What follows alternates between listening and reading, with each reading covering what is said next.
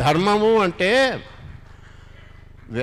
రాక్షసులతో మళ్ళా దేవతలకు రూల్స్ ఉంటాయి, రాక్షసులకు రూల్స్ ఉంటాయి.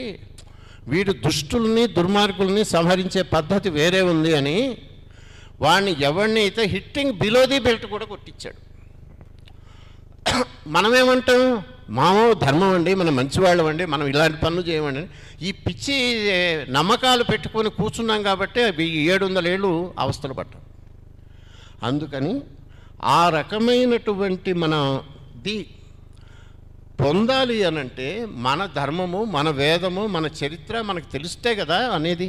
మనకి ఇంత గొప్ప చరిత్ర ఉందా దేశం మొత్తం, ప్రపంచం. మనం ఎవరో ఈయన అడిగాడు ఇందాక, స్వామి గారిని అడుగుతున్నావు కదా, దేశమంతా ఇక్కడే ఉన్నది, మొత్తం ప్రపంచమంతా మనదే.